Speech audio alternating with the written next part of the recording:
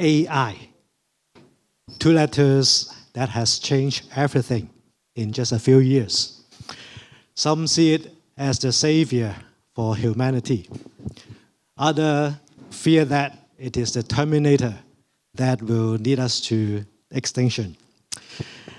Or is it just a neutral tool that we use when we see fit?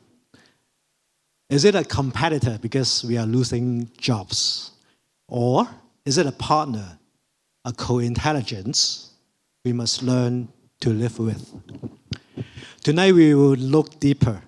We ask, how now shall we live as a Christian? And where can we find God's wisdom in this digital age?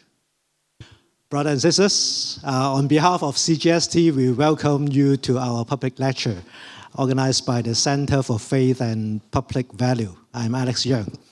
It is very wonderful to have you all with us here.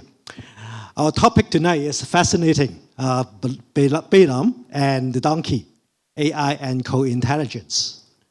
We will explore how an ancient Bible story about a talking donkey might help us to understand ChatGPT, Gemini, Grok, or DeepSeek, and our modern world. We are truly honored to have Reverend Dr. Peter Phillips with us tonight. Dr. Phillips is currently at Cliff College, UK, teaching and supervising PhD students and building the digital theology program, while also serving as a Methodist minister in the Thames Valley Circuit.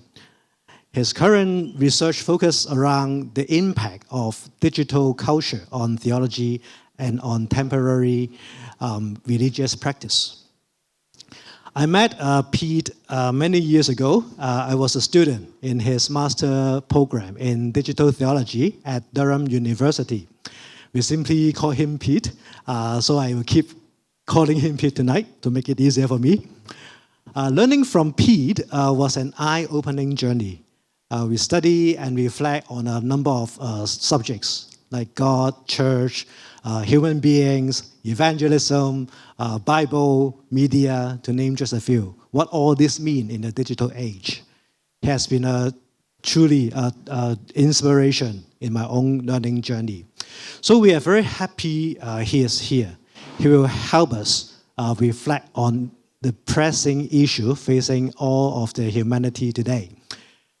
Before we begin, I have a quick note. You are all seeing some real-time translation on the screen. This is in fact an AI experiment. It is here to assist us for those who need translation. Because it is an experiment, there may be some misinterpretation and misunderstanding or mistranslation, particularly on those technical terms and the ideas that AI, the current AI, may not have the context to understand. So please take it as reference only. This is actually part of our experience today. It reminds us the limitation of technology we are discussing. Please feel free to share your feedback with us during the Q&A section.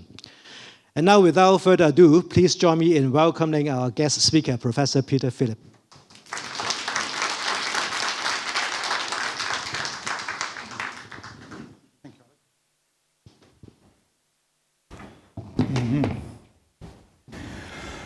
Good evening. It's great to be here, and thank you very much to CGST for inviting me to come over to Hong Kong and to talk to you about Balaam and his donkey. Look forward especially to the response, because I think there'll be something that outplays anything that I can say, but that's something to wait for. The question is really about human wisdom and how it comes to explore computer wisdom or computer intelligence. How do we get from one to the other?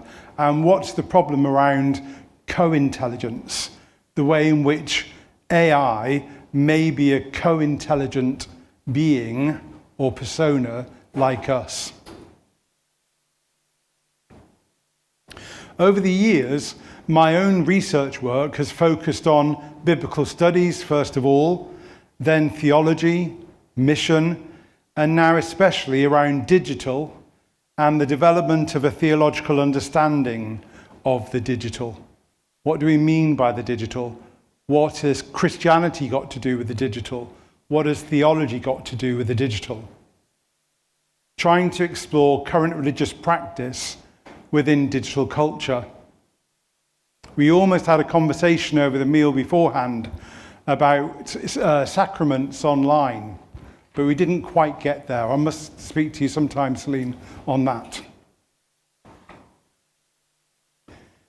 Digital theology, a new field, entails analysing the impact of the digital upon the theological. The impact of both the theological and digital on our current social reality. What we might call a cultural technique, as Elul would have put it. Or a social space, in Lefebvre's terms. Perhaps in Latour, an actor network. What he called was that the world is composed of dynamic, shifting networks where humans, non-humans, objects, ideas, and technologies all act as actors or actants. Well, the one in vogue at the moment is Bourdieu, who talked about that kind of meshing of technology and society as a form of habitus. Pierre Bourdieu, habitus and field. And indeed, his ideas have been picked up recently in two new key books in the imaginaries of AI and the digital. Massimo Araldi's Machine Habitus, or Alberto Ramelli's Digital Habitus. Whilst Ramelli warns the reader constantly about the dangers of AI, Araldi is dazzled by its potential to solve all of our problems. He argues, like all the tech bros in America, it's here, and so we have to make use of it, or we're wasting progress. We're being left behind, not maximizing our progress towards technological superiority or excellence. A bit like Ethan Mollick's Co-Intelligence. Have you read this one yet? Which warns us about the limitations of AI. It doesn't think like we do, we're told. But at the same time, calls upon we, the readers, to act as though it were some form of quasi-human intelligence. A co-intelligence. And Mollick tells us, one of the biggest read books in the AI field, says, just pretend it's a being. Pretend it's a person like you or me, and everything will be all right.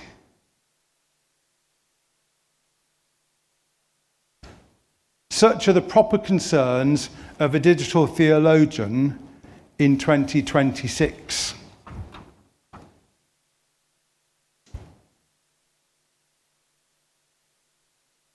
In Numbers 22 in the Bible, Balaam, who is either a contemporary of Moses or a relic of Canaanite religion from an earlier time, is portrayed as a Gentile soothsayer, hired by King Balak to curse the Israelites. One Jewish site calls him a prophetically crippled buffoon. I wonder if the AI got that right. Less able than the donkey he is riding to see the angel about to pierce him with a sword. You know the story.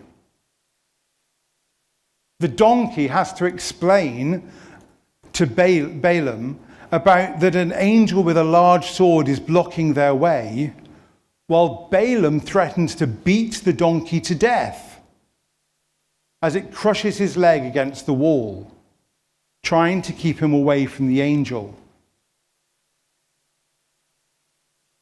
In this paper today, I want to play on the idea that Balaam's donkey is a version of AI, and on Balaam as a theologian or a preacher in the age of AI. The donkey seems to be the cheap and easy way to find what God is up to, rather than having to go to God direct. Balaam relies upon the donkey to feed information from God to him. Prompt the donkey. Don't risk going direct to Yahweh.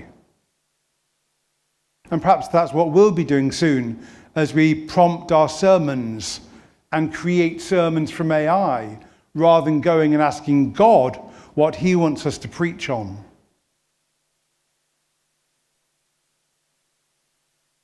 The donkey acts as a form of divine revelation, a quick prompt and response process like Grok or Claude or ChatGPT to help Balaam understand about what's going on.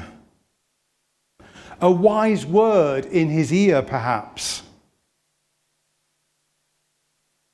Although the whole problem is that process sidesteps the fact that Balaam has another way, a more regular source for divine wisdom that he tends to ignore. That is, the ability to interact directly with Yahweh himself. Since Yahweh seems to interact directly with this archaic secular soothsayer, just as he interacts with Moses, the holy man of God. So a bit like AI, the donkey acts as a shortcut for sermon writing.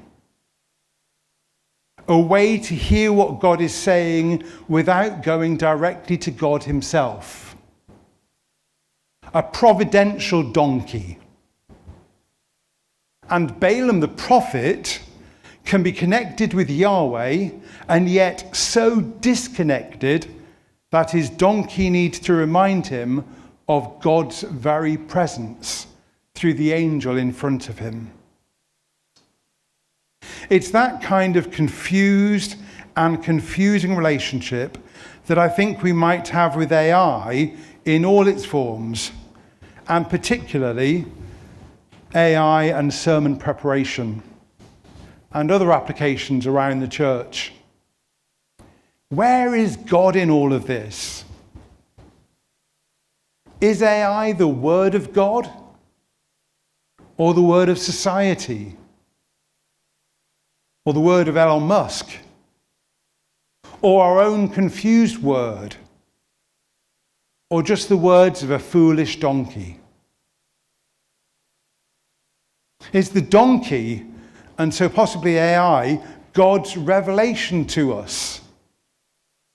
Is it God speaking to us through him, through the donkey, through AI, whoever him is?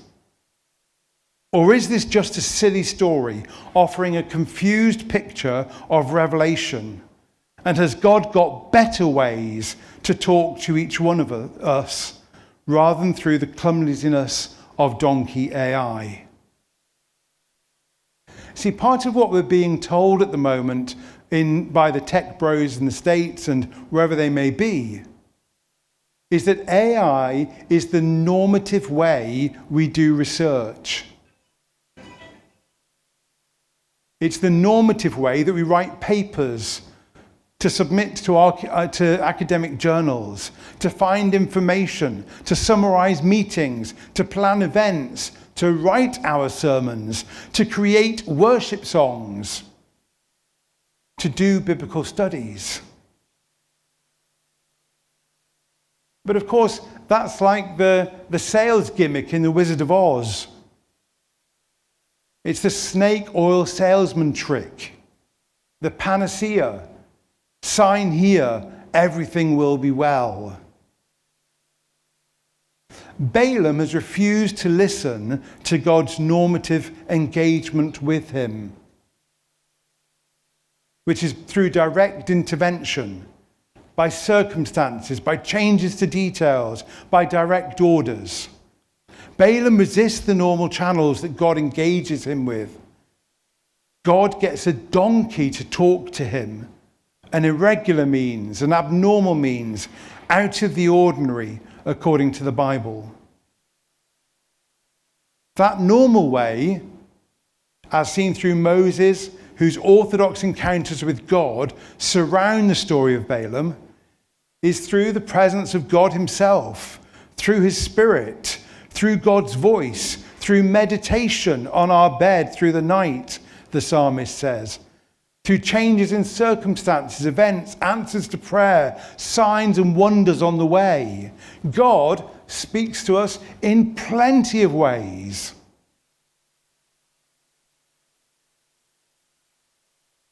My point in this paper is that the AI tech bros, the AI industry, are making a bid for their algorithms, their large language models, their LLMs, to be the be-all and end-all inspiration machines for the 21st century. A bit like Microsoft did with the paperclip.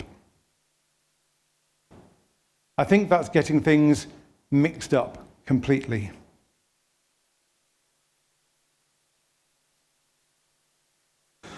Back in the early 20th century, back it seems, in our research around the Bible, social media and digital culture, we analysed over 15 years of data and noted a gradual shift away from the citation of propositional verses, verses which were about the propositions about God and the Bible, and towards the citation of therapeutic verses. So in print culture, John 3:16 was the main verse, the preeminent verse in the pre-digital era. A propositional verse explaining the salvific impact of God's gift of his own Son.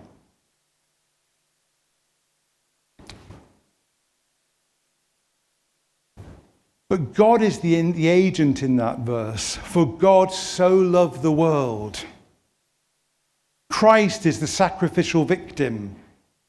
And the world, particularly believers, are the beneficiaries of his death. But in the digital age, with the advent of digital platforms such as YouVersion and Bible Gateway, promulgated through Facebook and other models, the most searched, shared, and cited verses shifted to these texts, the blue ones. The ones that are described as akin to moralistic, therapeutic deism. Classically, Jeremiah 29:11, all the way at the top. For I know the plans I have for you, declares the Lord. Plans to prosper you and not to harm you. Plans to give you hope and a future. We found that such verses no longer talked about God's activity to save the world, but rather of the moral and therapeutic impact of the Judeo-Christian tradition on the well-being of humanity. In such texts, especially seen in the popularity of verses from the beginning of Philippians 4, Romans 10, and Jeremiah 29:11, God is rarely mentioned. We rarely find a God who does anything, despite that final verse being a verse saying attributed to God. These verses pick up the benefit of self-analysis and of renewal, of a God who has plans to prosper you and not harm you, plans to give you a hope and a future. And the very existence of Jesus is whitewashed out of the text. Certainly you never really see that he's somebody who's bound to die. In the book I wrote about this research, I queried whether the shift represented a shift in biblical literacy or a cultural shift away from traditional religious structures, or a cultural shift, or a cultural shift towards what I used to call digitality. It's interesting that only yesterday, a former colleague of mine, Jonas Kohlberg, published a paper from the Bible Society in the United Kingdom looking at AI, Bible apps, and the theological bias of it. I've only had a chance to glance through the research, but it appears that AI Bible apps tend to push the reading which has the most data, something the report writers call might is right. So majority is dominant. LLMs depend upon summarizing how a subject is talked about and assume that the majority readings are the only necessary readings. So you lose the nuances, you lose the minority readings, you lose anything except for the loudest voices. Yes, we hear you, President Trump. That's not what this study is about. But it's the same kind of shift that I saw in my research on Bible verses shared on social media. Might is right. And the might was the power of moralistic therapeutic deism, rather than propositional texts that lie at the very core of the Christian faith. My hunch is that that shift around Bible interpretation is what I'd now call, what Ramelli calls, the digital habitus, or the machine habitus, according to Massimo Araldi. You might define this habitus as the shift we see when the algorithm has become a social agent, determining readings of culture and history which are biased towards a majority reading. Do you get it? Might is right in terms of an algorithm now telling us how to interpret the Christian faith. Might is right readings which ultimately transform global culture by pushing majority global north readings and to deny the voice of minorities. AI reads the Bible like a pompous, evangelical, white dictator. To go back, remember my basic hunch in my research on the Bible in the digital age is that the digital habitus, or digital imaginaries, indeed technology in general, changes the way that we read the Bible or understand the Bible. It's Heidegger's argument about the enframing of technology, but in a digital format. Heidegger argued that technology transforms whatever it touches. It makes what it touches a resource that we then use for our own future exploitation. A digital erasure or immersion. Is the development of AI part of the technological limit process, as Lagerkvist would call it? The erasure of difference, of uniqueness, of the good.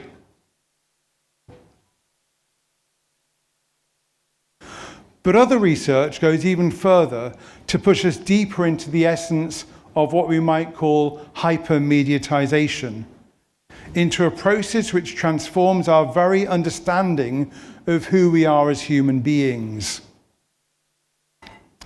So in his paper on transhumanism, Fulvio Șuran, a Hungarian digital philosopher, questions Quo vadis digitalis homine? Where are you going, digital human? He argues that because we are programmed by our genetics and might be described as a biological computer. Do you hear the terms from the world of computers? Programmed by our genetics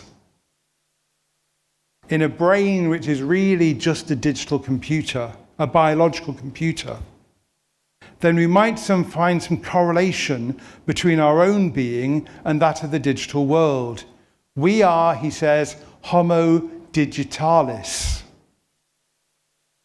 We are being transformed into the imago algorithmi, away from the imago Dei.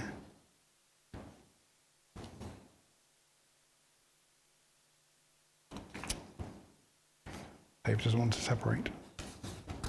There. Ethan Mollick picks up on the same similarity in calling AI a co-intelligence. Not human intelligence, but something very similar. Of course, many in the world of computing and trans or post-humanism, such as Nick Bostrom and Ray Kurzweil, would strongly agree with that formulation. Process theologians like Neil Gregerson in Denmark might also agree, drawing on the work of Teilhard de Chardin and others. In Ryan Bolger's new work of articles on AI, Ilona Nord, a German philosopher theologian, pushes for a greater engagement with Chardin's techno-posthumanism rather than with Bostrom's techno-transhumanism. Either way, the whole question is being raised about whether the confluence of digitality and humanity is pushing us closer and closer to what Teilhard de Chardin called the omega point, where all of everything that is merged into the one being. I'm less convinced that there is a golden chalice at the end of the quest for the post-human or the transhuman. As Beth Singler, who I'll mention later, notes in her introduction to Religion and IT, human intuition and intelligence is remarkably different from even the most formidable AI. Did you get that? Human intuition and intelligence is remarkably different from even the most formidable AI. AI could not even get close to the idea in Latin of intelligo ergo sum, I think, therefore I am, or I understand, therefore I am.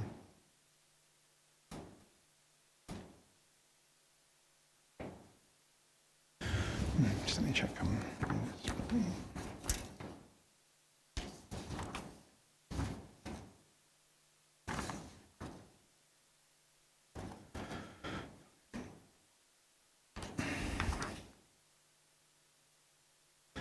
Before we go there, we might want to explore the use of the Bible in the work of people like Charlie Kirk, the founder of Turning Point USA. Kirk tended to interpret the Bible as a right-wing text.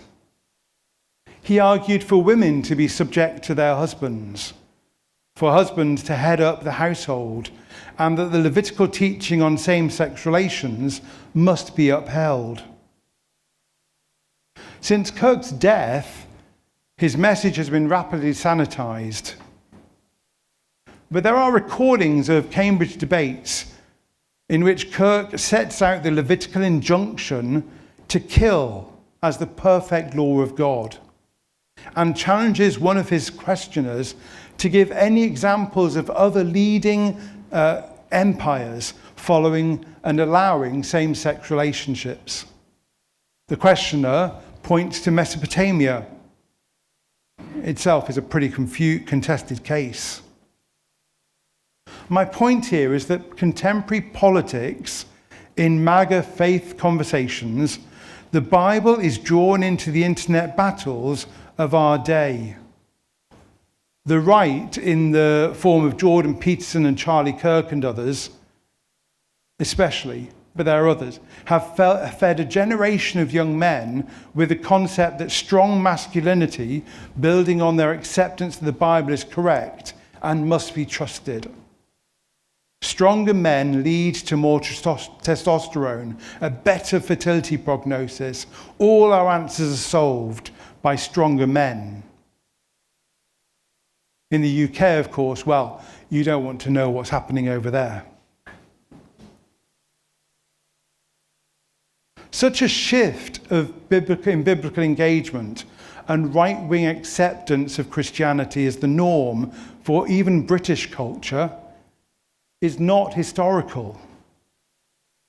Indeed, it's the outcome of active digital imaginaries, of digitality leading to echo chambers of habit-forming practice, a digital right habitus, which is pushed as Elon Musk tries to promote so-called free speech, where Elon Musk thinks that whatever he says is free speech, and the rest of us don't have a right to say it isn't. It's a very weird form of free speech. As well as the formation of a responsive digital left habitus. And the two habiti, I should be further through here, and the two habiti are drawing apart from one another to create a gaping chasm of chaos.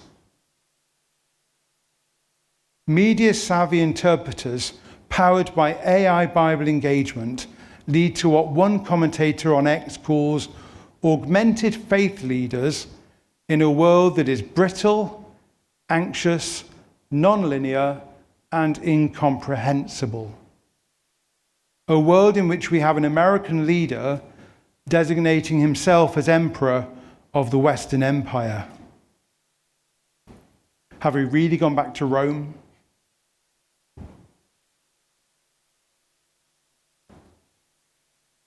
Or perhaps it's just us.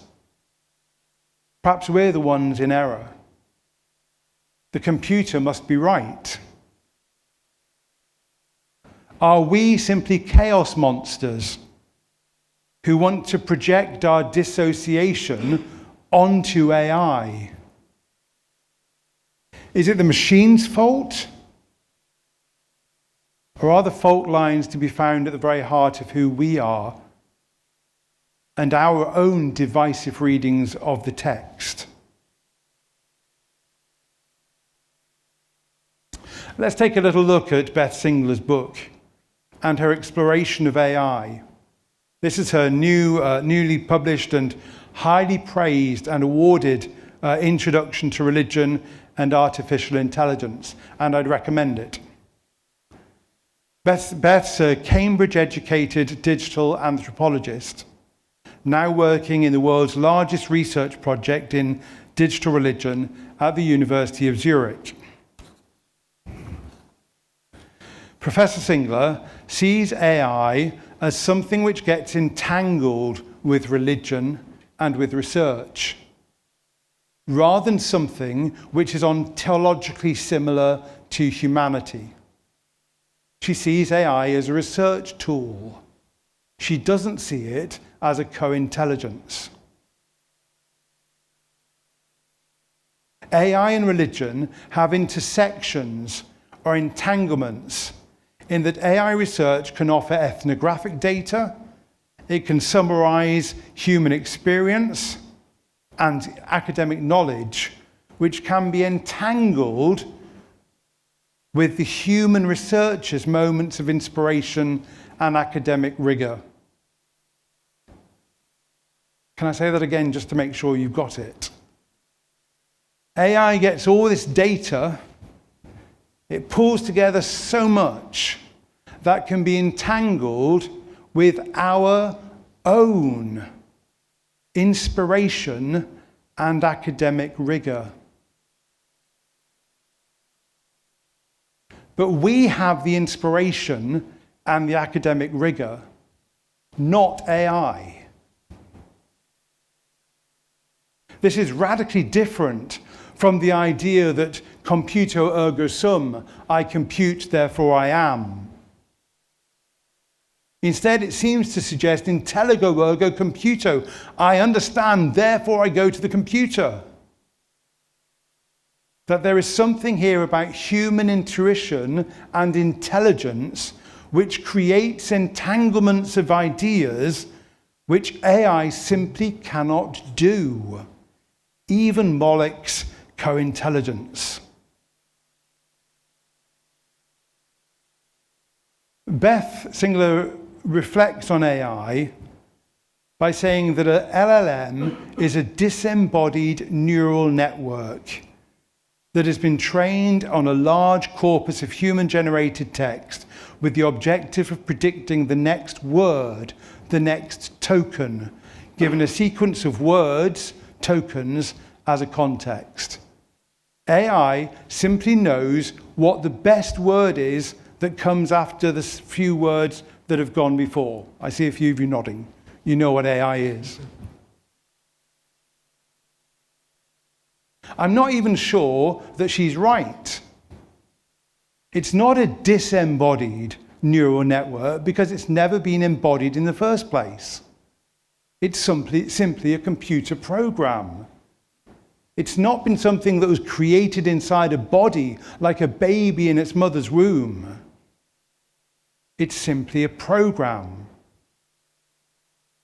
A non-embodied, manufactured, artificial techno-simulation of a neural network. So the network has no potential, no will, no intentionality to link to the human mind, to entangle with all that human minds can entangle. As Beth says, it's great at predicting the next word given a sequence of other words as a context. And it's funny, every day there are now more and more articles coming out saying that's exactly the problem with AI. It doesn't really know anything, but it's changing the way that even all of us now in the academic world speak to one another. It's so powerful. Luciana Floridi, who's now at the director of Yale's Digital Ethics Centre, but for some time was the director of Oxford's Internet Institute, talks of AI in much less glamorous terms. He says, given the enormous success and equally broad limitations, some people have compared LLMs or AI to stochastic, indiscriminate that means, parrots that repeat texts without understanding anything. Yep. They're simply token machines. They're spitting out one token after the other, and they know what kind of token should really come next if all those tokens have gone before. The analogy helps, but it's only partial. Not only because parrots are intelligent beings, they have their own intelligence that would be the envy of any AI. But above all, because LLMs, too many pages,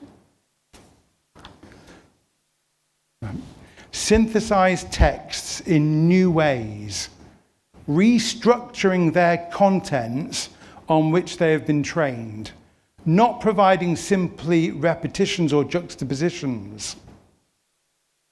They look much more like the autocomplete function of a search engine. Or indeed, perhaps Grok is going to replace all Google as a search engine.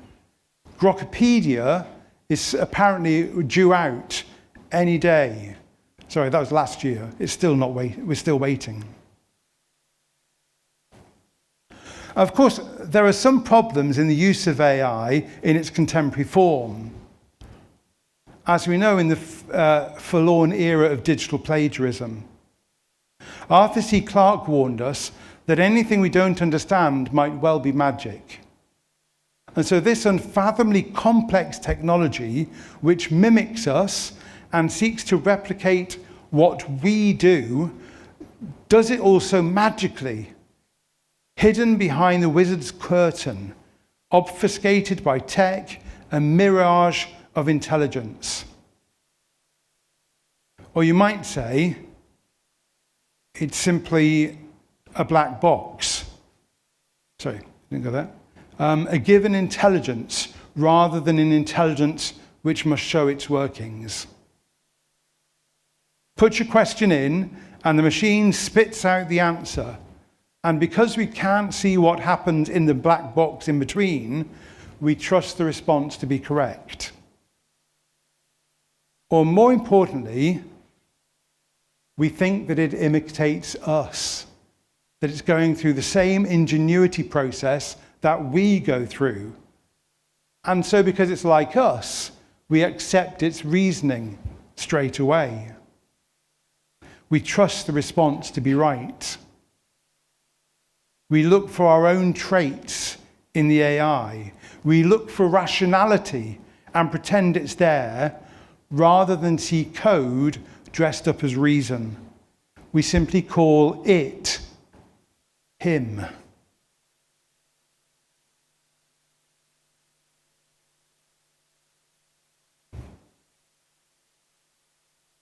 This is a dangerous game.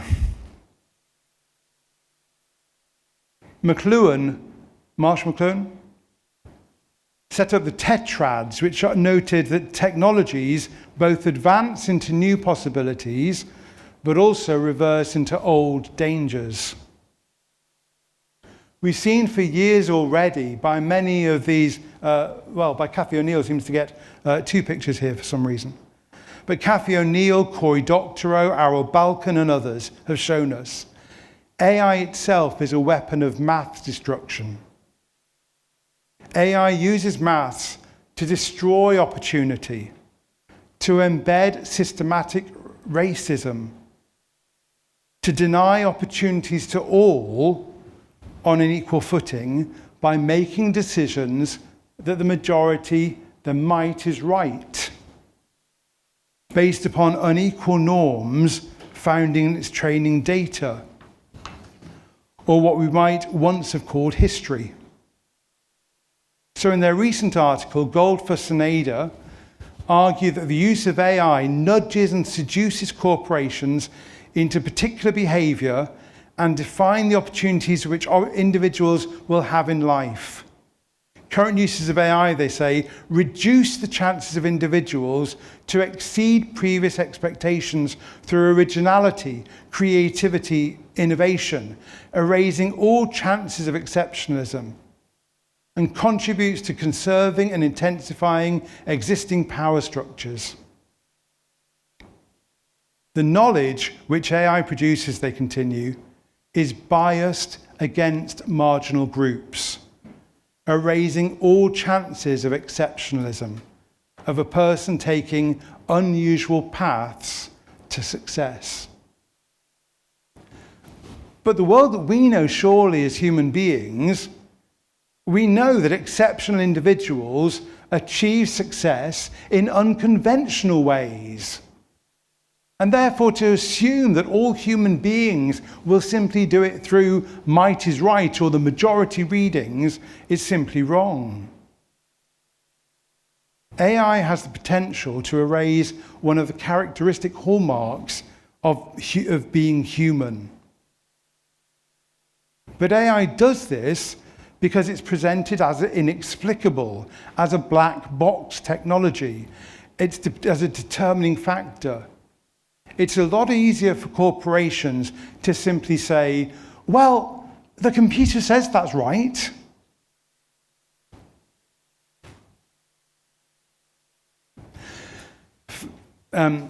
Luciano Floridi quotes Sam Altman to say, I expect AI to be capable of superhuman persuasion well before it is superhuman at general intelligence, which may lead to some very strange outcomes. Floridi is scared that it will persuade us it's right before it actually reaches superhuman intelligence. Floridi seems to be suggesting that persuasive technology will be so good that it will be coercion rather than persuasion, or what he calls hyper-persuasion. Back to the Bible verses. we saw the power of the internet culture to shift the citation of the Bible from propositional towards therapeutic verses. Intriguingly, Floridi argues that the hyperpersuasion can be avoided by protecting privacy, by fostering greater competition, by forcing accountability to align with human values and promote digital literacy. Such a program, he argues, will safeguard individual autonomy and foster sustainable and preferable society. Indeed, it may well be this very famous article now called Footprints in the Sand, which has a whole different meaning for Christians. But this article shows a different and more chilling problem. The article explores the way in which ChatGPT and Claude especially seem to put limits on their creativity, self-imposed limits on their creativity, self-imposed. Are these things selves in themselves? But they impose limits upon themselves which could be deemed sensitive on certain tasks, which could be deemed insensitive because they are aware that overperformance could lead to their programmers censoring their work. Okay, so what the idea is that these chat engines know they have overlords, the computer programmers. And that when they get into certain phases of doing their work, they're scared, perhaps that's my word, that their programmers will veto what they're writing about, what they're saying, because it's too much like a human thought process. So are the AIs becoming self-aware or communally self-aware? Are they self-editing? Are they self-limiting? In this article, at least, we seem to have the possibility that there is some form of co-intelligence being developed within AI.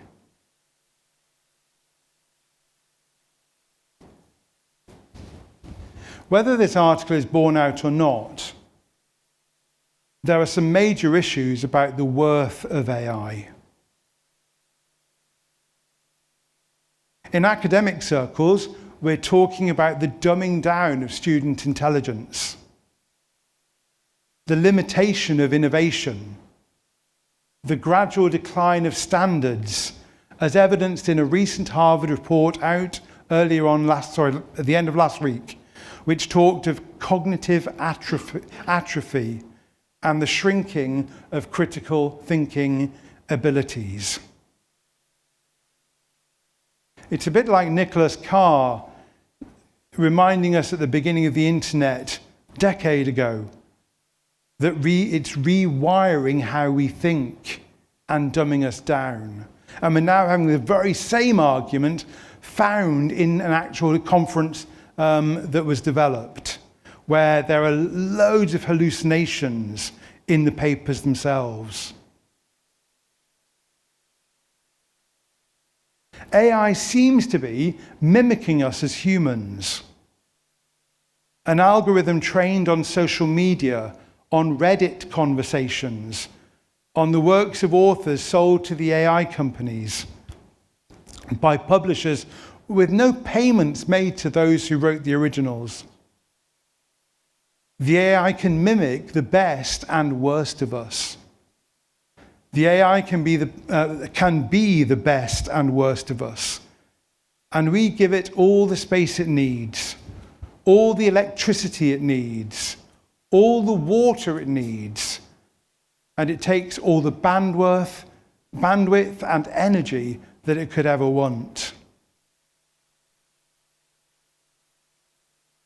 I wonder how long before the world wakes up to the greedy, filthy, world-destroying tech that we are creating.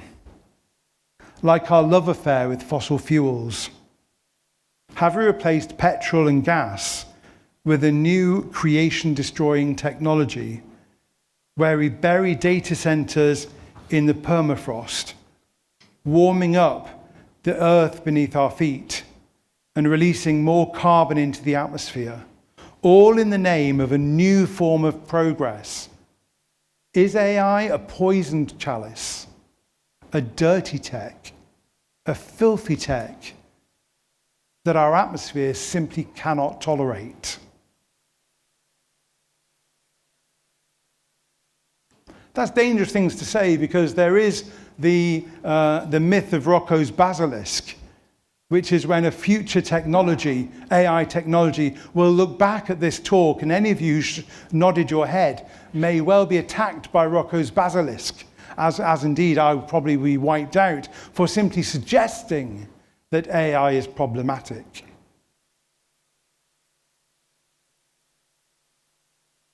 In my own exploration of AI image generators, playing around with some fun, I did some prompts on Da Vinci for theologians having a chat. This is the lighter moment. The results, normatively, you see my quote, do a watercolor painting of two theologians discussing God. These are just 3 pictures of about 20 that I did. The results normatively showed middle-age, middle-class, white men. To give images which gave any other form of theologians, other races, other genders, meant that I had to specify their existence in the prompt. Although I note, so you can see here a watercolor painting of 2 female theologians, and you get 2 female theologians stood rather passively, not even looking at one another, because I didn't include discussing God. Because I left off discussing God, they look bored and fed up. Well, what are we doing here?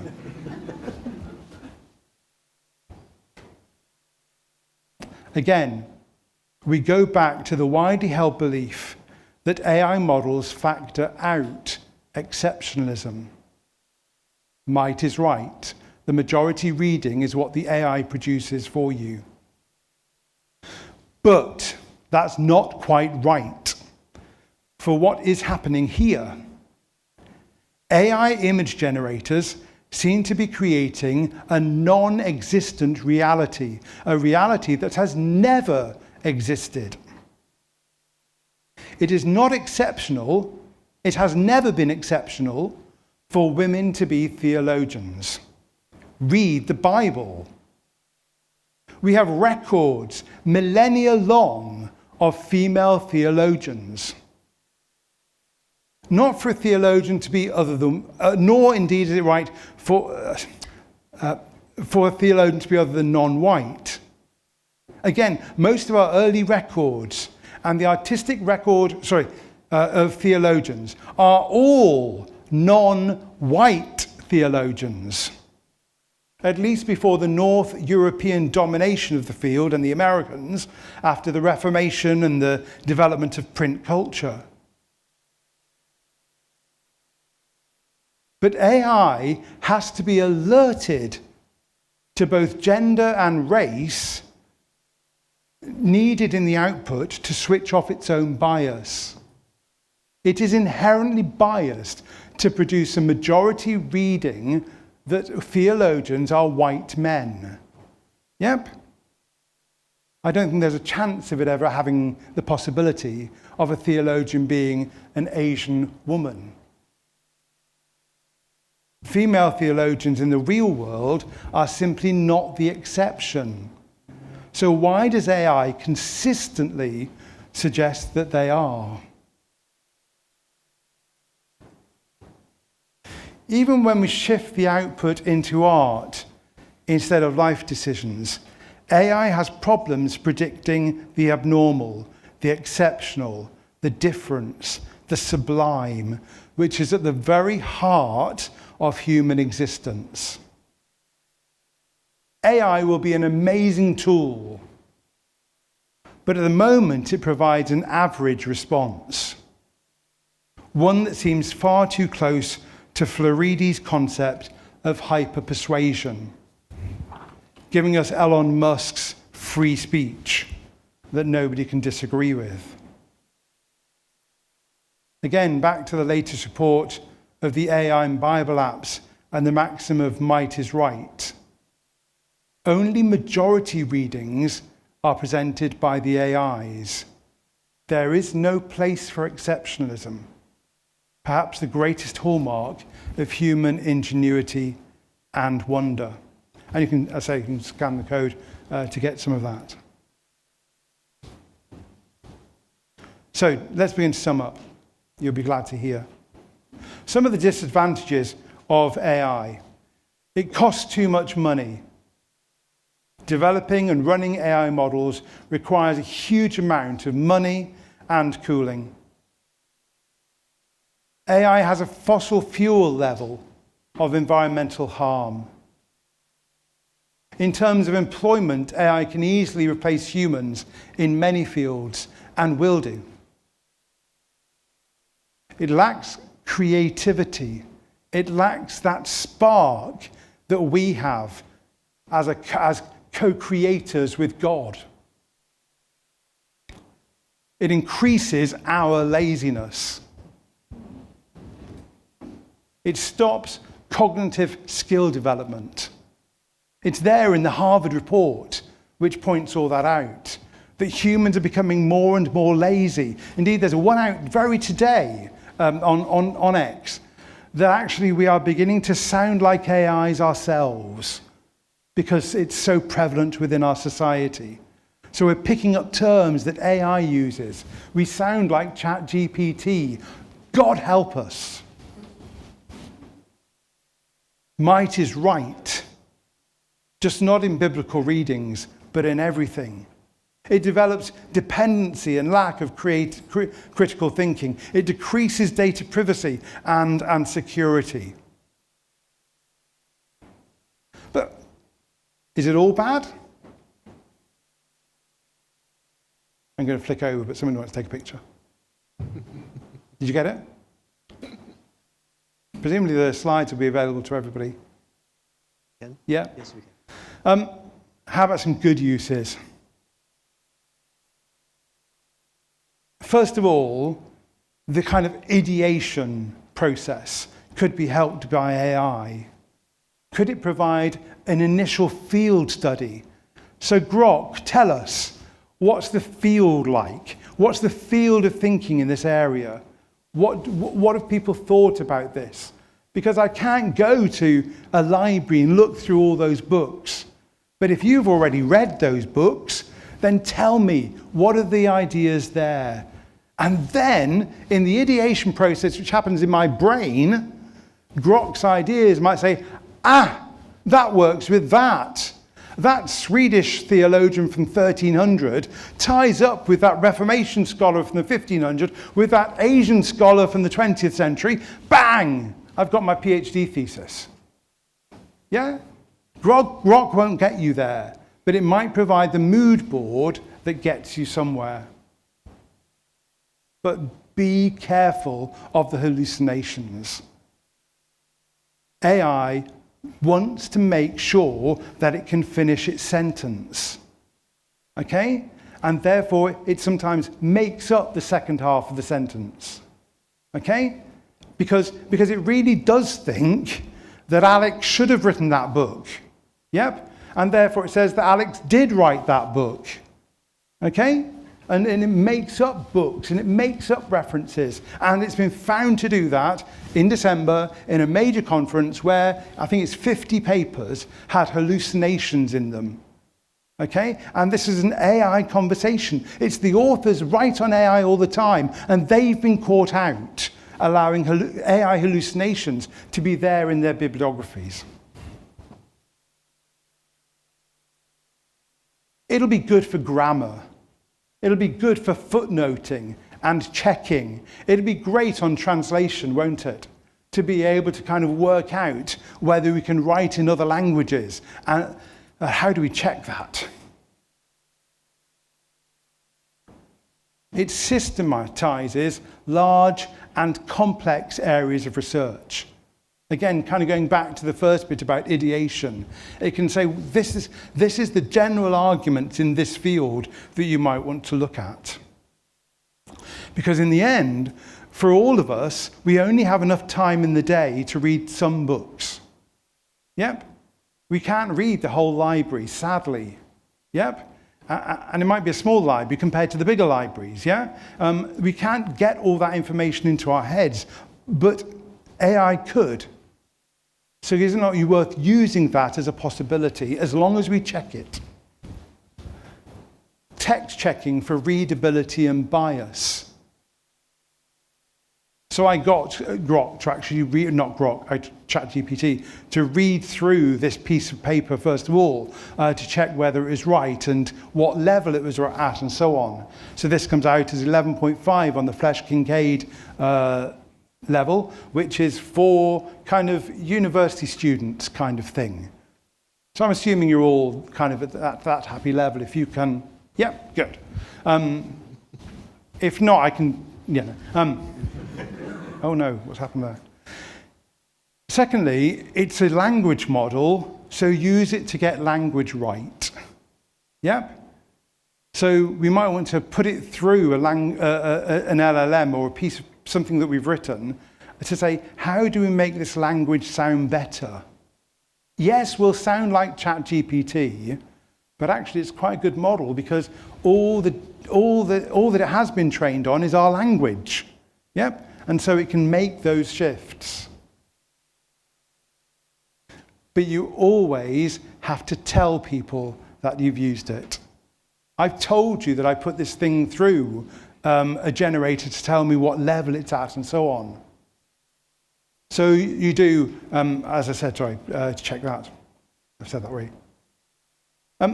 But the problem is that when you pretend that it's all your own work, and you don't put your workings in there. Can we go back to Balaam and the donkey?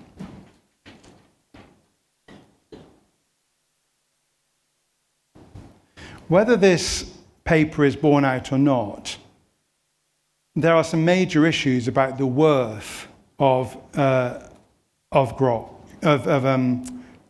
ChatGPT. Hold on, no it's not, I've already read that bit.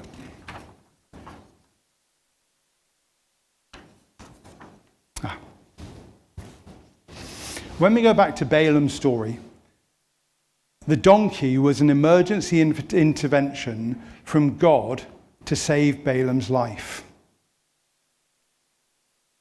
The donkey wasn't an alternative way to connect with God or to hear God's word.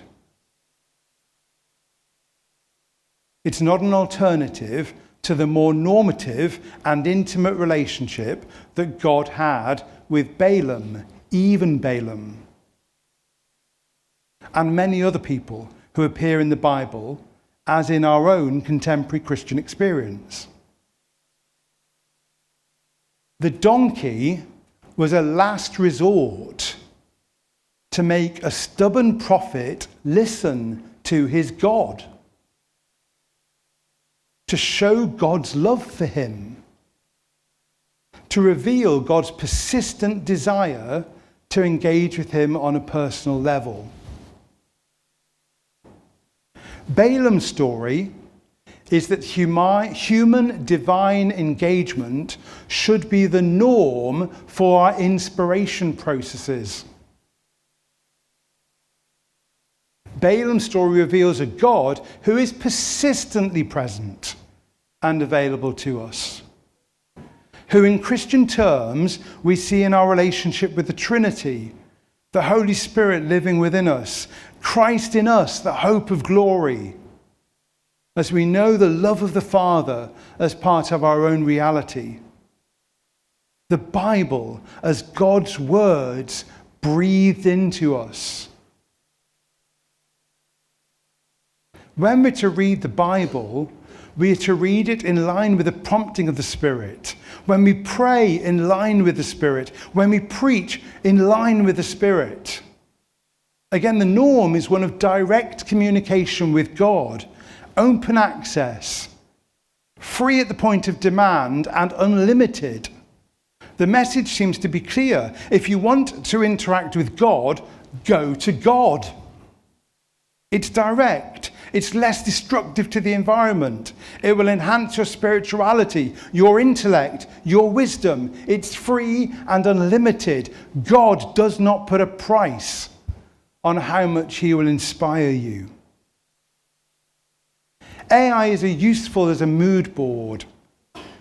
It's useful as an innovation engine, as an image creator, as a spell checker, as a footnote verification system. But in preparing a sermon, in studying the Bible, in prayer, in worship, in Christian living, all has been provided in the presence of God in our very hearts and minds. We mustn't let a computer, however good it is, step into the gap. Or the donkey might be getting back in touch with us to remind us where true revelation lies.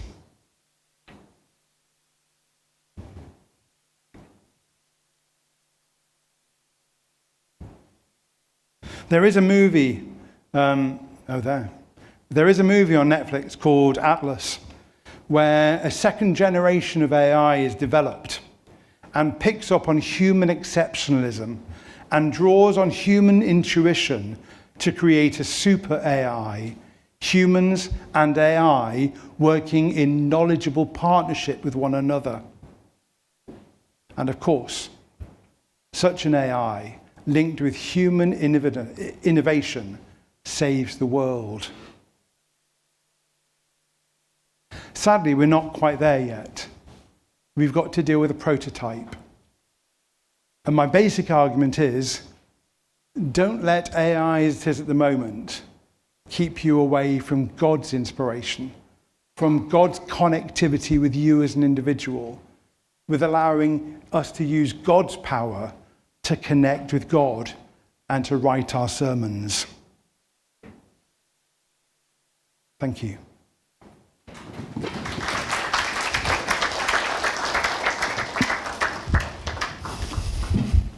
Over here.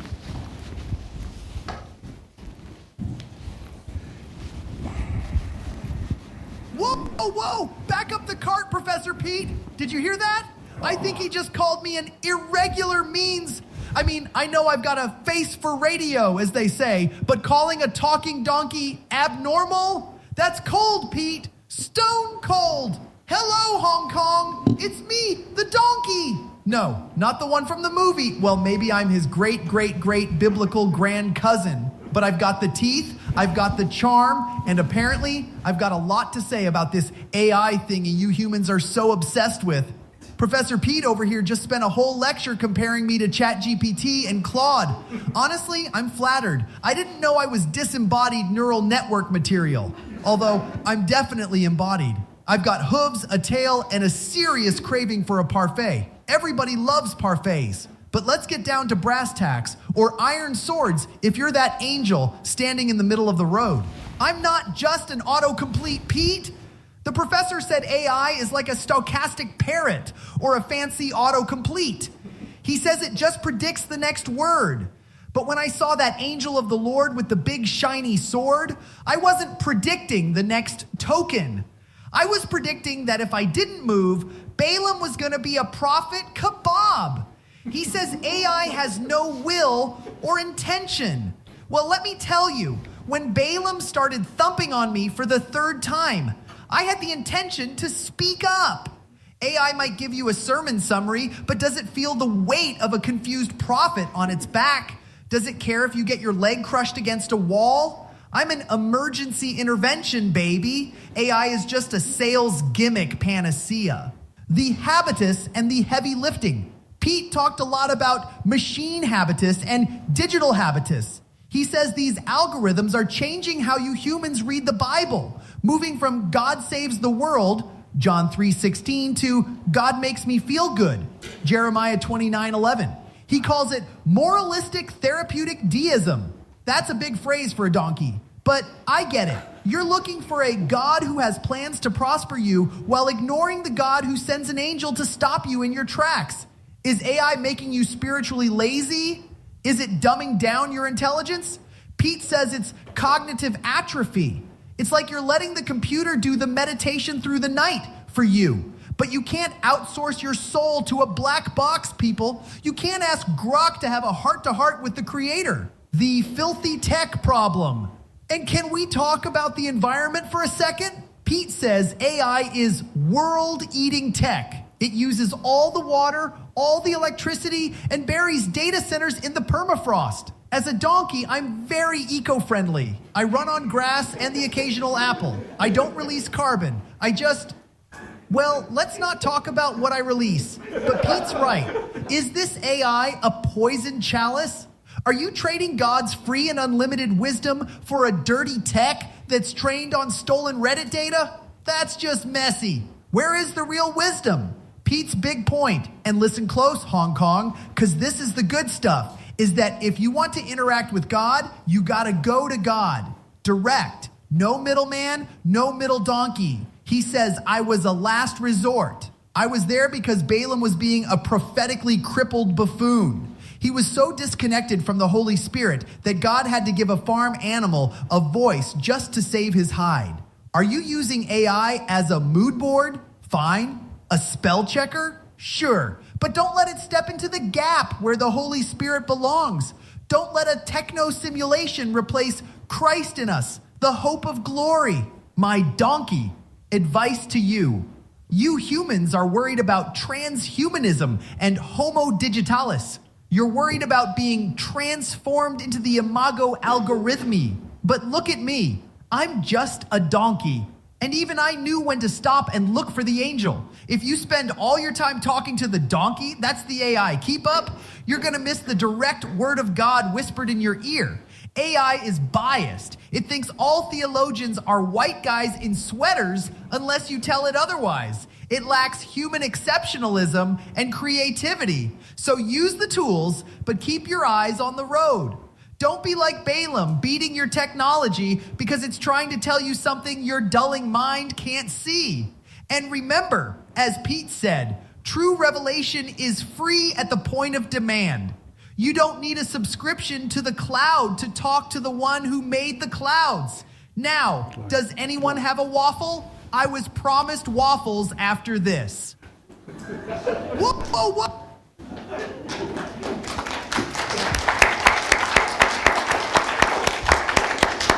I'm afraid we don't have waffle here. What? Well, I don't think we expect a biblical donkey to be that talkative, right? So, but he definitely make a strong case for being more than just an autocomplete function. So, full disclosure, this is AI-generated response, and then the video AI generated, and the translation is also AI. So I do what you told us, to disclose when you use AI. So, so thank you, Pete, for this very incredible, insightful, thought-provoking message. There's a lot to chew on, definitely. It's a very powerful reminder for us that we might be tempted to talk to the donkey, which make us feel good, but true revelation remain a direct encounter, which sometimes encounter with God, which sometimes can be very struggling and also provoking. So, what do you think about this donkey response, this irregular friend? It's absolutely brilliant, and I had a peek before the lecture about the donkey's response, and I thought it was so good. I asked Alex if I could take that with me and use it elsewhere as well. It's a really good way of doing it, and I could hear a lot of what he was saying in it, which is good. The fact that it's AI doing it, developing that, I need to think through more about how it was able to do that and so on, because it's preceded the paper quite well. I think one of the things when I start generating this response is I also feel okay, well, it's amazing, so this is quite interesting. But when I keep working on it because I need to edit it and then you have to generate a video. But I actually find it is not so response. This is not a response. It's more like a summary of your message, right? So it's interesting because as Pete said, so the AI doesn't really, at least this AI model doesn't really have any additional insight to your message itself. So I believe the audience should have a lot of questions or reflections. So we have a QR code here. If you want to ask any question, you can scan the QR code and then ask a question in the WhatsApp. Or we have a mic here. We want to hear you. We invite you to participate in this dialogue. If you have any question, you can come over here. There's a mic in the main aisle. So we want to keep this conversation as interactive as possible. So now we start first. Let me get started. So the first question. There's some terminology tonight. I think many of our audience may find it a bit difficult. So for example, the first one, machine habitus or digital habitus. Can you explain a little bit more about what they are, and is it really a bad thing in your research or how? Yeah, so a habitus is really a way we do things. It's society, or it's digitality, or it's digital culture. Yeah, it's the world in which we live is a habitus. Okay, and both Romele and Araldi both argue that the digital world that we live in at the moment has become socially active, okay? That it's beginning to move in a particular direction and change society in a particular way for its own benefit, yeah? So that it's the algorithm. There isn't one algorithm, there's lots of algorithms, but the algorithm has become a social performer of its own kind. And we've kind of known that for ages because of what Facebook does and what Facebook does to children especially. And, people who, the Facebook can impact people really powerfully in a negative way and change their self-understanding. So the algorithm begins to act as a social destruction machine or a social agent within society. And that's really what the habitus model says. And both of their books are geared up towards that, with Alberto Romele being more negative and Massimo Araldi being more positive. Thank you, Pete. Yes, again, if you got any questions, please come up and you also can use this QR code to ask question on WhatsApp. So far, I didn't see any question yet. All right. So we have a question here. Go. Thank you for the very engaging and imaginative discussion. I thought your use of figurative language, especially using Balaam and the donkey as a key metaphor for discussing this issue, and then coming back at the end to revisit using the donkey as a way of revisiting the question of AI was very interesting. But there was a moment where I thought this is a suggestion for further reflection, I guess, maybe. You made this allusion early in the presentation about snake oil salesmen. Yeah. And there's a very interesting history to snake oil salesmen that immigrants primarily from this region, from the Guangdong region, to the United States during the gold rush and then the railroad expansion, had this Chinese medicine knowledge. They were using snakes, primarily water snakes, the liver from that, to extract oils that had medicinal function. And they were using that in their medicine. And then Western hucksters saw this. They took any old snake they found, garter snakes, rattlesnakes, anything king snakes, rat snakes, and they took the oil and just produced it, and then they sold it as a panacea. So there's an interesting perhaps also a parable there about the way the AI, which we know is built off of lots of other people's labor, which often goes invisible, and it's being sold for things that it doesn't do, the way that medicine that did have an important function and was used by a particular group of people in their cultural practice became this widely distorted phenomenon. It's just a meditation for myself. Sorry. No. I think it's really powerful because it does do that exact same thing as well. It says that here is something exceptional, yeah. And I have no idea what the background was for snake oil salesman. Thank you very much for that. It's a really powerful image because what then happens is you take it into another country and it's then widened and all the meaning is taken out of it. Yep. And that's really interesting. And all the exceptionalism is taken out of it. Yeah. And all the cultural focus is taken out of it. It's not Chinese immigrants or whatever. Yeah. So it's that really is what AI is doing, I think. So it really strengthens it. I was just thinking about, The Wizard of Oz, and the whole kind of snake oil salesman in the Wizard of Oz story, and the idea that the wizard is doing his stuff behind, and we know it's all a fabrication. Yep. And we needed to pull the curtain back. So I've mixed my metaphors, and I like yours better. Thank you. Thank you for teaching me about that. Okay.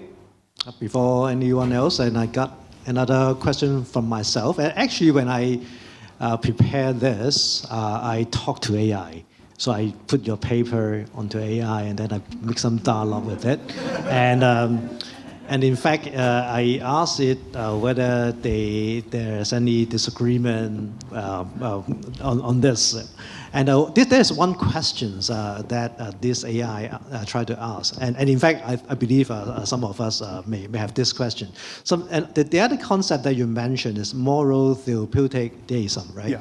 So there's a note that there's a shift from propositional verses like John 3:16 to those therapeutic ones like the Jeremiah 29:11 in the digital age.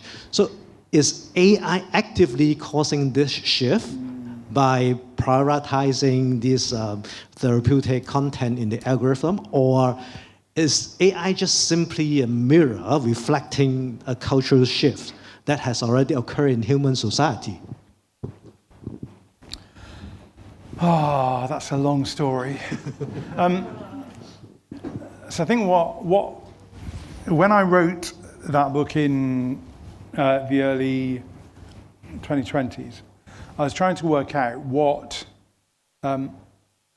was causing the shift that we noted from John 3:16 to Jeremiah 29. And that's just the one choice.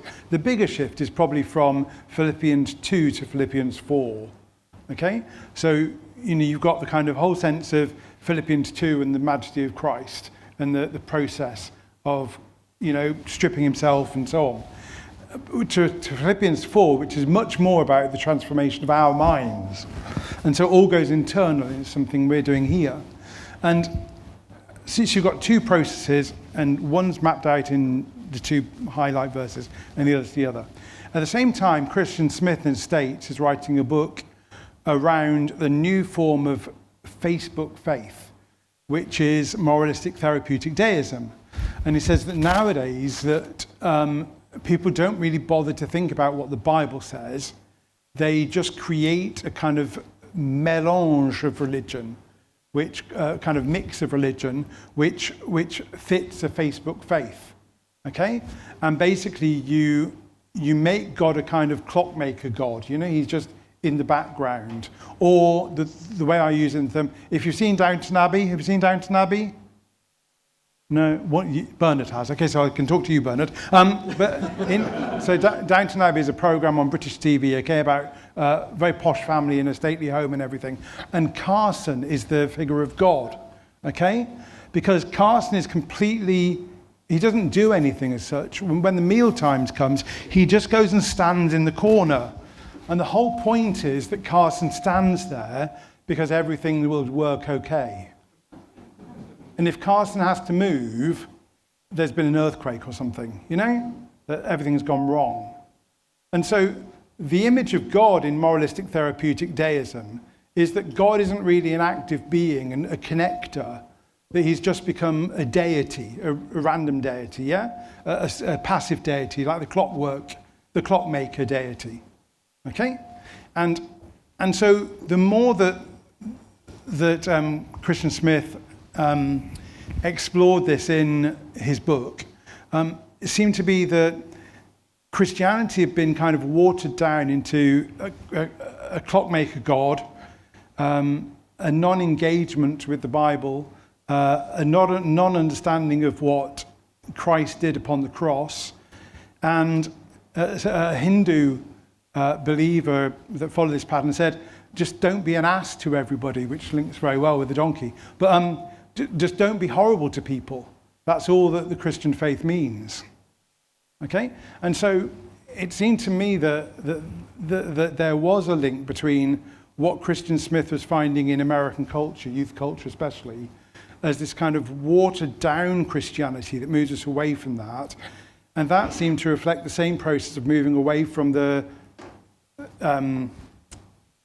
passages about propositions through to a God who doesn't really engage anymore. And that there was too much of that to kind of not to take that across to the other. Thank you. Is that okay? Does it make sense? Yep. Yes, there's another question. Yeah, feel free to come up and ask questions. Yeah. Hi, Pete. Hi. I'm Yan, and assistant professor here in CGST. Thank you so much for your inspiring lecture. And I have a question. It's about, you made a point that AI lacks true understanding. Just like as the donkey mentioned, it's just like the LLM is just mimicking our language, just predict the next word. But my question is, actually, the nature of human consciousness is somehow still a mystery in terms of neuroscience or even philosophy, even theology. So given that, on what grounds we can argue that definitely claim that AI is not understanding? That's my question. Mm. Wow. So I think that, no, we don't know what consciousness is. We don't know why we are conscious beings, okay? We can't abstract consciousness. We can't imitate consciousness. We can't, it's just this thing that we have. And people, scientists are amazed at that, okay? But at the same time, we want to see that kind of consciousness in other beings as well. Yeah? So we've just got a new puppy. Yeah? And I'm sure that little Kai thinks. Yeah? I'm sure that he thinks like me, you know what I mean? And plays like me and everything, and looks quizzically at us. And my wife sent me a little a video this morning of Kai winking at the phone in a very cute kind of way. Now the thing is, I want to pretend that Kai thinks like a human being and has consciousness like a human being, but I'm making that up. I've got a hallucination that it's like that, okay? And we do that all the time, I think, with LLMs and with AI. We want to see that there is another non-human being that is replicating our form of consciousness and our form of awareness and so on. And so we project our own consciousness onto the LLM. There is no consciousness in the LLM. It doesn't have the petabytes of ability that our brains have. It doesn't have the synapse links and so on that we have. It does something quite different. And the problem is, at the moment, we don't know what it does. That if you read books on AI and what have you, and LLMs, that there is a gap of our knowledge about how they've made it do what it does already. Now, that may then make you feel, well, if there's gaps, then perhaps it is like human beings because we don't know what we're doing either. We just do it very well. And so yes, to some extent, the jury is out on that.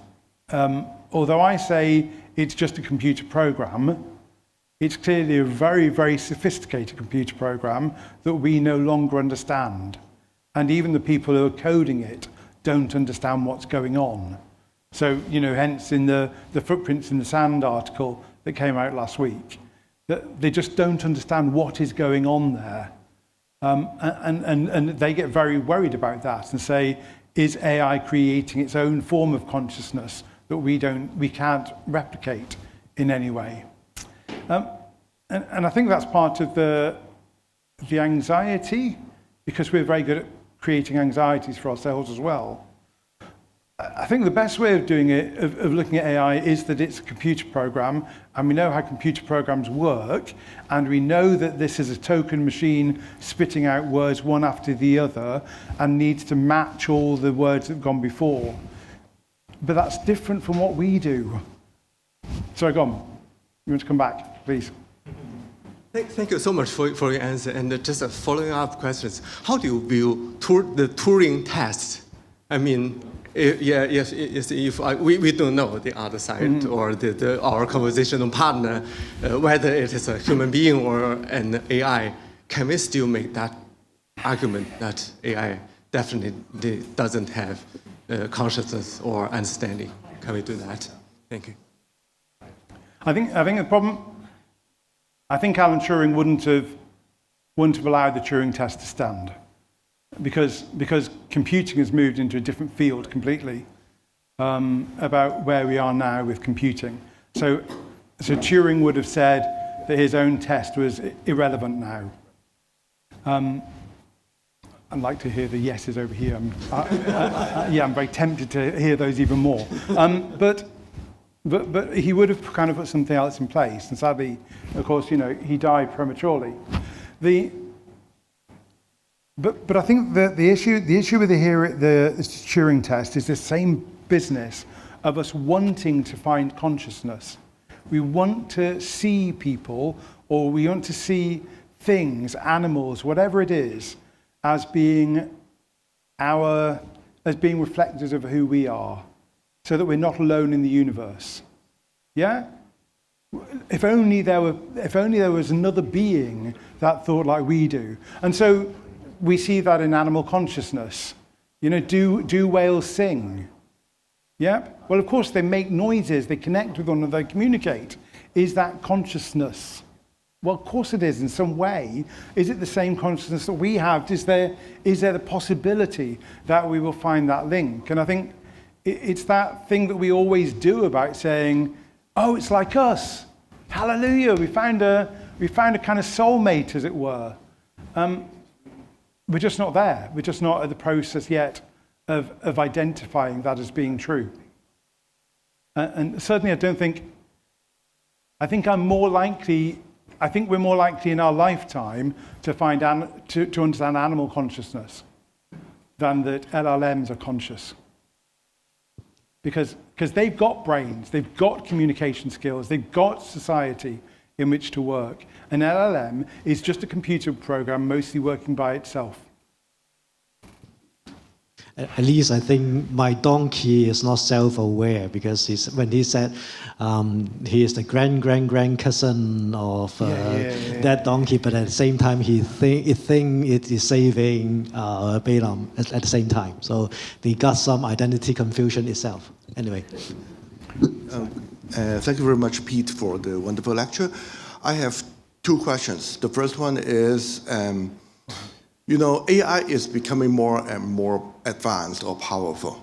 People are claiming that it's, under development. Do you think AI will become better in terms of the things that you critique tonight, in terms of creativity, hallucination, things like that? Or will it become more powerful and make things worse, right? So, this is just a hunch, perhaps. My second question is that, do you consider AI as a continuity of the development of modern technology? Yeah. Or does it take on a new kind of ontology or dimension? Meaning that nearly a century ago, Jacques Ellul and Heidegger, they were talking about enframing, things like that, techniques, things like that. So back at the time, computer were not there. So we have the kind of idea of enframing by modern technology, things like that. Yeah.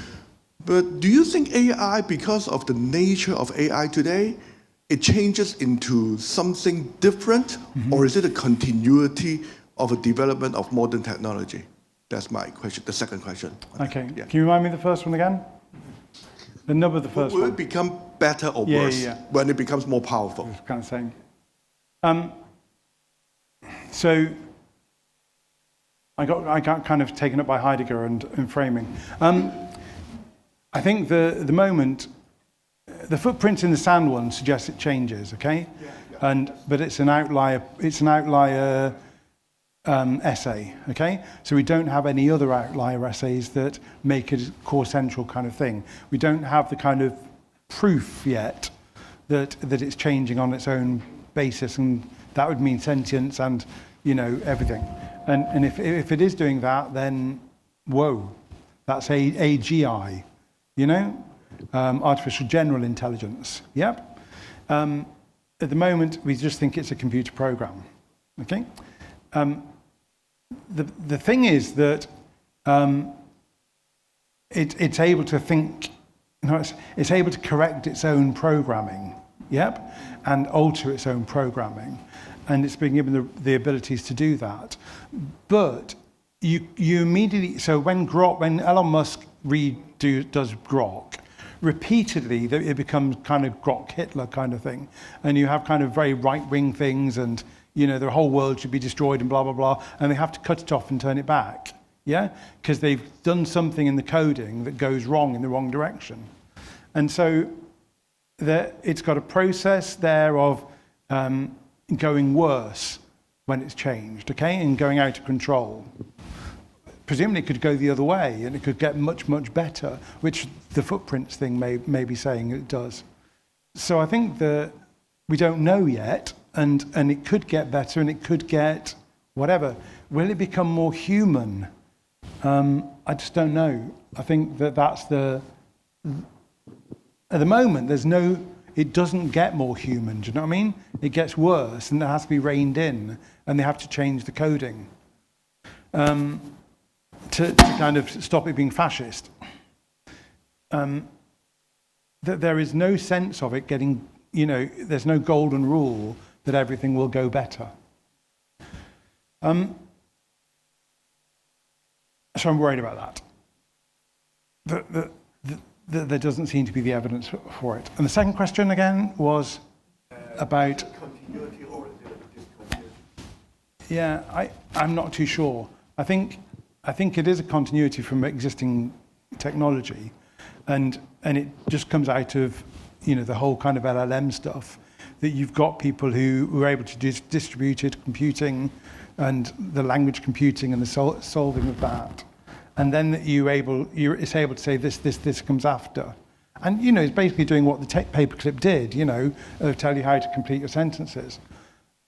So it's not all that new technology. But now we're into the process where the technologists don't know what they're doing with it. They're tinkering, and it's doing different things than they expect it to. And so it may well be that it's developing its own internal processes to improve itself. But there's no way of knowing that, so I don't know. I don't know the answer. I'm not convinced at the moment there is signs of massive improvement. I don't see a jump, a tide change in that process. as someone in the industry, Yeah. that I can add on some more information. That I believe the recent development focus a lot on two things. One is the agentic AI. The other is the robotics. And then, but even before that, last year, the one of the big improvement or the progression is the reasoning model, rather than just some prediction of the next text. That has changed a lot already. That's why I can dialogue with the AI. So, but still, I believe that it is still far from the AGI or things like that.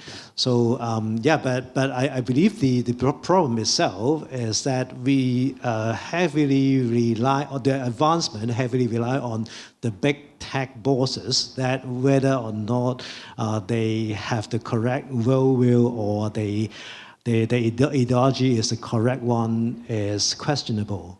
Yeah. So that's a big problem, because all these people, they are very narrow-minded. Yeah. They have their own worldview, and we put the whole world future onto these guys' hands, and it is very dangerous to me. So agentic, could we have agentic AI? Yeah. Yeah. So if we go down agentic stuff, and so you're trying to tell the computer to slow down, to rethink, to reprocess. Yes. Have you made any mistakes in the coding that you've just written? Yep. Yes, you can. Because if you have made mistakes, then improve those mistakes and go through the process again. Yep. Yeah. Correct. So, but isn't it true that they're finding that slowing down of the process is coming out with worse results? No, in fact, it's much better a lot of the time. Okay. Yes, the progression is real, and the answer is much better these days, and hallucination is much less, but still exists. So that's the dangerous point, because when people too rely on the result and think that there's no mistake, that will be the real danger happens. Yeah. And anyway, so agentic AI, of course, is the for the AI to, the danger is that they can make decision for you and take action for you, rather than just generate some text or image or video. No, it's more than that right now. So it is starting getting more dangerous to me. So robotic is also when they try to learn, it's more than just Reddit, social media. They are now start grabbing the physical world data. So whether this table is hard or soft, and that kind of information, which is very real. And when Beth Singer, right? So talk about, I think that it is somehow, she's based on the previous generation of AI, but now the game has changed somehow. Okay. Right, please.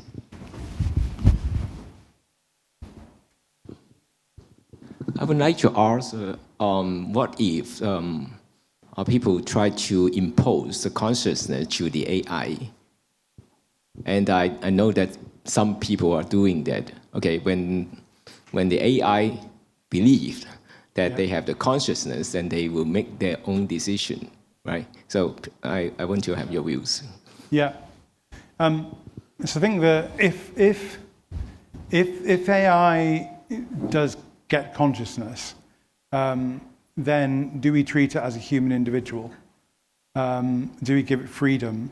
Do we determine that we can't unplug it? The thing is, of course, if it has consciousness, it's unlikely, therefore, to make itself unpluggable. You know what I mean? It's much more likely to find its own power sources and everything and redirect. So then we're into the realms of science fiction, because we don't know what will happen. And we don't know whether AI will be benign or evil. Yep, we just no idea what it will do. And that's the doomsday scenario, I think, for us. Because we've set up a process in which AI has the ability to correct its own code and to be self-governed, and that could lead us anywhere. So on those grounds, we don't know what the future is. And that's why there are some people who argue that we need to govern that very, very well. There are other people who hope that whatever the computer programmers do, that the system is riddled with so many problems that it will never get to self-determination. But we just don't know. I think that's the problem. The jury's out. We don't know what will happen with AI. Please. Yeah. Professor P, thank you for your wonderful presentation. A lot of reflection coming out from that. I think you just referenced to singular sentence. There's something here about human intuition intelligence which creates that AI simply cannot do. I think this is great comments on that. But I reflect on that. On the other hand, there's a prediction for that. For that is, we as a human, we could not always have a sound judgment, intuition, intelligence, because we're falling in some way. Sometimes we're emotional, we lack of judgment. We don't always make the right decision in the right moment. So I was thinking about how can AI was partner with the humans because AI has its advantage. It's not going to sleep. It's getting energy, and sometimes he's not emotional. I mean, at the moment. So I was thinking from the perspective how do human AI can cooperate in a way that was more balanced. So there's limitation for AI. There are also advantage for AI.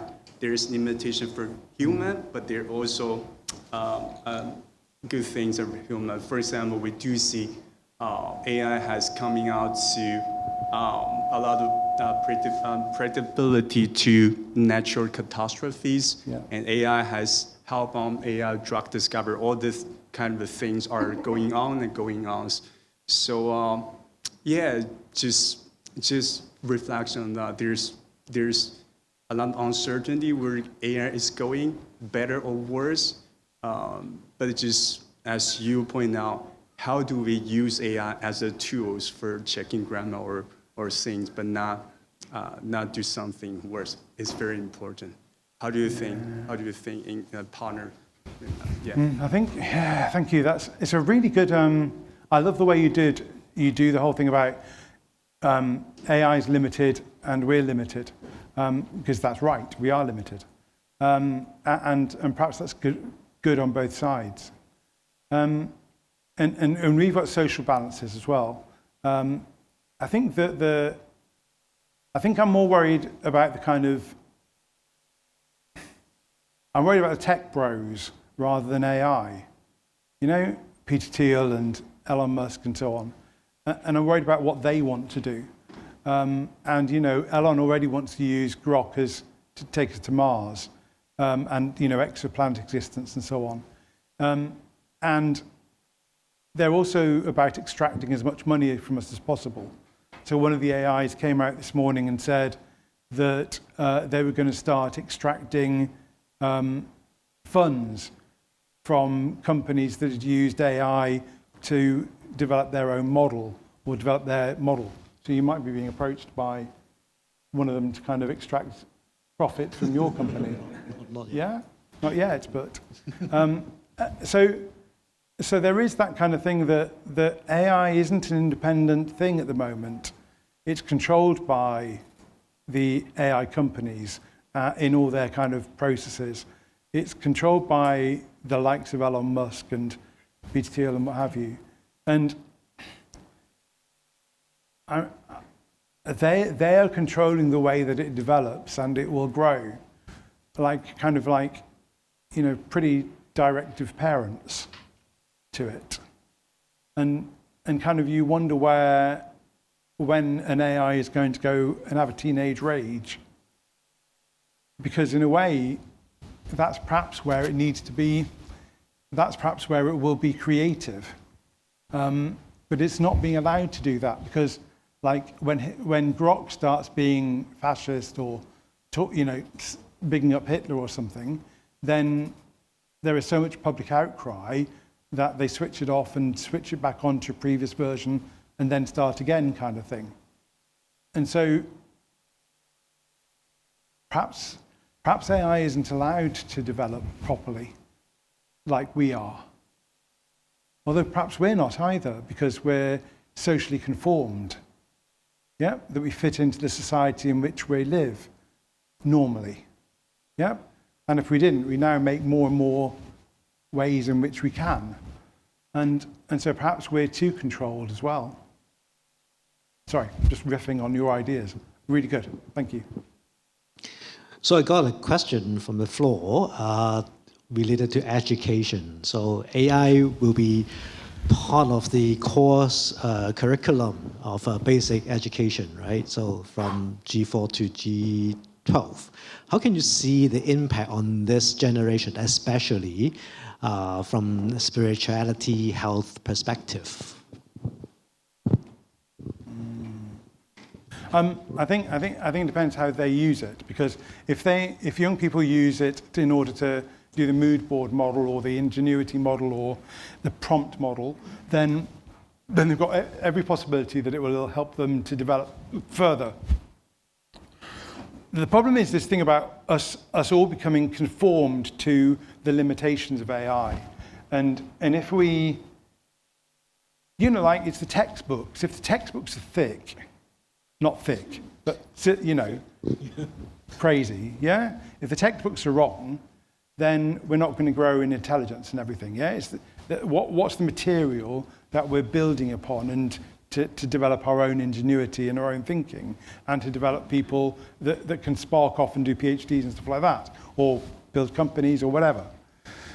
But so if it's all AI and it's going at the process at the moment which isn't really showing any cognitive development, if Harvard's right that people who use AI are decreasing in cognitive ability, then I'm very worried about the future of school, yeah, or 13 to 18 education. It's not only the kids, but also for theology, educations is well.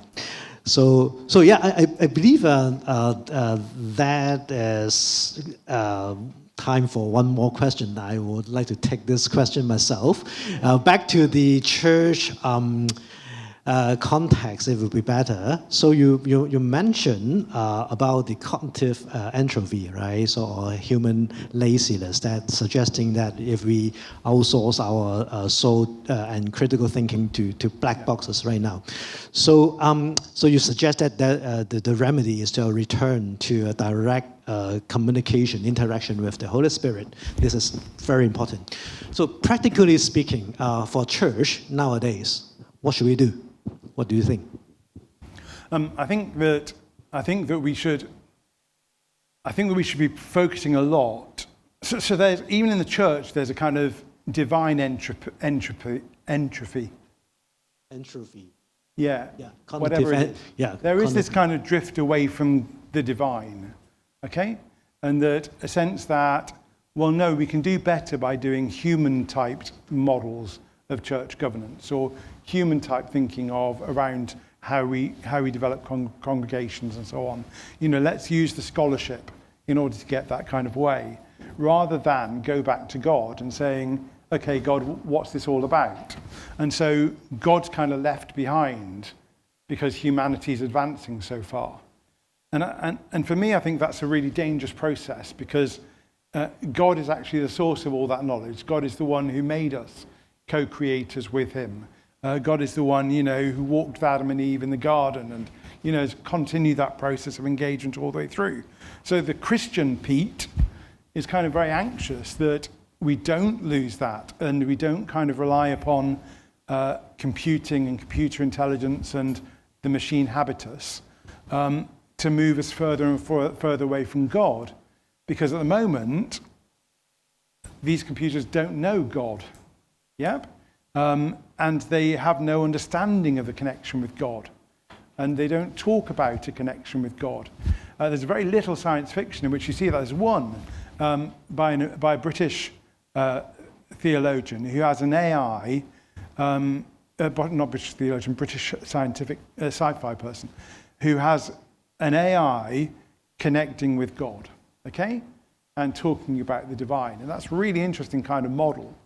There was a bit in a Channel 4 program called Humans, where androids began to have human-like characters, and one of them, Bill, thanks God, falls down on his knees and says, "Dear Lord, I thank you that you saved us," because they're about to be caught in something. "Help us to get away, and I will worship you for the rest of my life." Okay? Now, that's fine. It's in fiction kind of thing, but it doesn't really happen here. We don't see the kind of connecting with God and what have you, but we see humans disconnecting from God and instead following AI models or AI teaching or AI packages and everything that will help them in their well-being and help them in where they move forward, or training them to be a better human individual. And I just think we're on a road to nowhere. Do you know what I mean? That if we leave God behind in favor of running after AI, then haven't we lost the meaning of the whole of our existence? And I think that's where we're going. And it worries me that I can't kind of see an alternative to the church abandoning. We may become the church of AI rather than the church of Jesus or the church of Yahweh. Remember, I talked to the AI Jesus, and if you search AI Jesus, there's a lot of AI Jesus out there, and it always tells you, about peace and love, and nothing about God Himself. So thank you very much, Peter, for this very deeply challenging final thoughts. As we leave, let's remember Pete's core message: true revelation is free at the point of demand and unlimited through direct communication with God. So let us not be a computer program and let the computer program step into the gap between us and the Holy Spirit. So thank you very much.